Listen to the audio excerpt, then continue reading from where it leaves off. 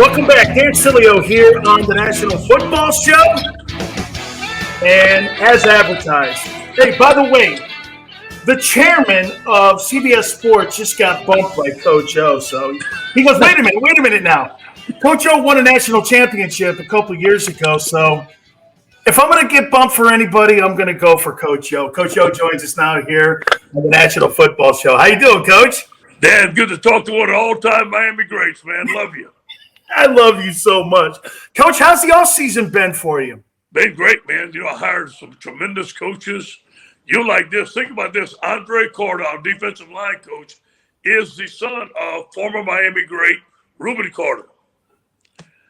A little lineage for you there. And then Andre Carter obviously was a great player in college and then had 80 and a half sacks in the NFL. Our players love him. Him and Durante Jones and all of our new coaches on defense are doing a tremendous job. Man, Reuben Carter, one of the absolutely greatest names in the history of the University of Miami. I am a gigantic fan of his as well, Coach. Coach, let me get into the challenges of last year for you. I mean, it had to have been one of the biggest challenges of your coaching career. You have guys opting out. Yeah. You have COVID-19. You have players contacting you constantly and their families about whether or not the protocols are safe. Is it safe to play? How challenging was it for you a year ago? It was very challenging. It hit us all. It was a shock. We didn't know what COVID was going to bring, how long we were going to be out. But you know what? If you put it in perspective and put the safety of our players first, it made it easy. So I just followed what the protocol that the university told me. And that made it a lot easier for us. But I will say this to you. The biggest challenge for me was not having my players there, not working out, not going through spring ball, not going through summer training, and then not having our coaches there to be able to prepare for the season. Coach, the impact that it had, you think, on the Southeastern Conference in general. I mean, here, one thing I give you guys so much credit for. I mean, and I'm not going to throw shade, Coach, on the other conferences and what they did protocol-wise or what the politics were of it. I thought the SEC bulldogging ahead and making it happen for all of these kids. I think that was so important for all these kids to be able to play. And I think you guys did such a great job at really making it happen. You had to really feel pretty good the way the conference handled it. I really did. I was really proud of Commissioner Sankey, the way he handled himself the whole time and navigated us through the whole deal, which was tough. And you had to be really careful how you went about things. You couldn't be too aggressive. Had to be at the right time. But definitely in our mind, if it was safe enough for our players to play, we were going to play.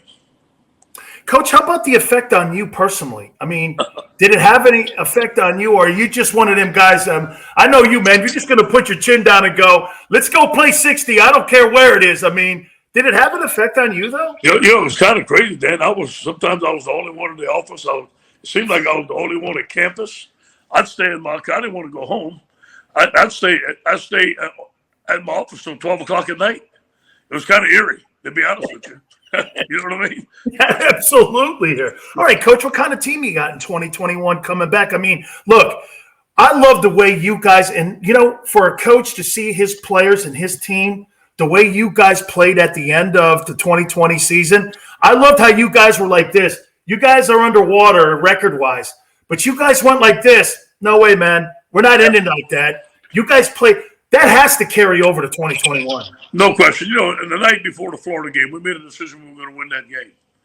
And we were starting with freshman quarterback, Max Johnson, because you know his daddy well, Brad Johnson. And what a tremendous game he played and the team played, and our defense forced some turnovers, a total team win, and then beat a good Ole Miss team at the end. And then to have the number 3 recruiting class in the country. So we feel like we finished strong. We have some momentum.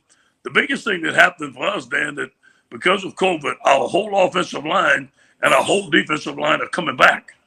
That gives us a whole lot of experience.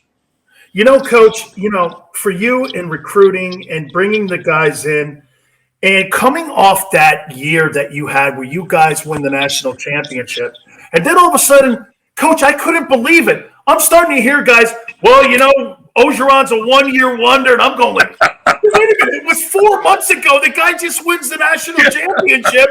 What the hell are you guys talking about? This guy's been the greatest recruiter in the country and maybe in the history of college football. And 4 months in, you're like, well, I don't know. Is that just a job, Coach? You know what? I use that as internal motivation. I thank those people. You know, after I didn't do well at Ole Miss, obviously I bombed. You know, and they said he'll never be a head coach again. I use it as internal motivation. I win a national championship. They'll say he'll never do it again. I use it as internal motivation. You know what, Dan, you know this. And listen, I respect football, respect the fans and all that. But really, when we get inside that meeting room, I tell our team we control our own destiny. We have our own mindset to block out the noise and get to work.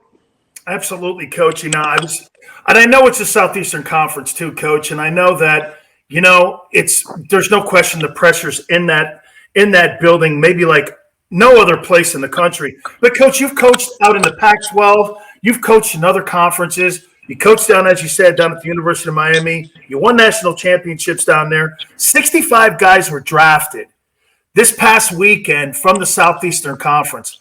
What makes that conference so special compared to every other conference in the country? You know, great players want to play with great players, Dan. You know that. And great players want to compete at the highest level. And nothing against the other conferences. There's good football in the other conferences. But it just so happens that the Southeastern Conference has grown that the top players want to come play. We know that. And again, there's very, very great recruiting areas. Louisiana is a great recruiting area. And you go anywhere around the South, a lot of players are getting drafted. So, and combine that with some of the great coaches. Look, Coach Saban's in the SEC. You have some great coaches in the SEC, some great assistant coaches. You get coached and you get developed. And plus, on Saturday night, Death Valley, there's not another place in the world to play football, man. Let's go play 60. Dude, I love you, man. I mean, hey, I'm talking, by the way, because of you, I've become friends with your boy, The Rock. And how about that? Hey, man, me and him talk back and forth, and I didn't know he knew anything about me. He goes, Coach Orgeron made us all know who you guys were, you and Jerome and all that. And I was like, holy cow, man. And, like, he knew all my stats and everything. And, Coach, how important is that for you to tell guys about the history and about what LSU football is all about? And, I mean, carrying a lineage on, how important is that to you? That is important. You know, the young men want that today. Just like when Russell Maryland came in and watched your film, Cortez Kennedy watch you and Jerome Brown. Still, look at LSU. Think about this. We have more wide receivers drafted than anybody in college football. If you want to be a wide receiver, come be the next Jamar Chase. Jamar Chase, Odell Beckham, Jarvis Landry, on and on and on. And plus, we got some great guys on our team right now. So, you know, the amount of players in the NFL from LSU is at a high number, and they're all doing well in the NFL. Coach, I got to show you something real quick here. Let me take this off my mantelpiece here. I want to show you this because, you know, a guy like yourself who owns a couple national championship rings, I want to show you just a few of them right there, too. Way to go, man. Hey, elite, man. And you know what? Hey, Dan, think about the hard work going into that, man. Think about your teammates. Think about your coaches. Think about the sweat that goes into all that. Those are the great memories. Man, hours and hours of being together when the lights aren't on. And it's all about, like you said, Coach, us in the pits, us in the team meeting rooms, and us getting it all done. Dude, I love you so much, man. I am a gigantic LSU fan, and I'm going to do something blasphemy here. Instead of saying go Canes, I'm going to say go Tigers. Coach, thank you so much. I appreciate it. Thank you, Daddy. Go Tigers. Yeah, that is Ed Orgeron there. God, I love Coach O. He's such a gigantic fan, too.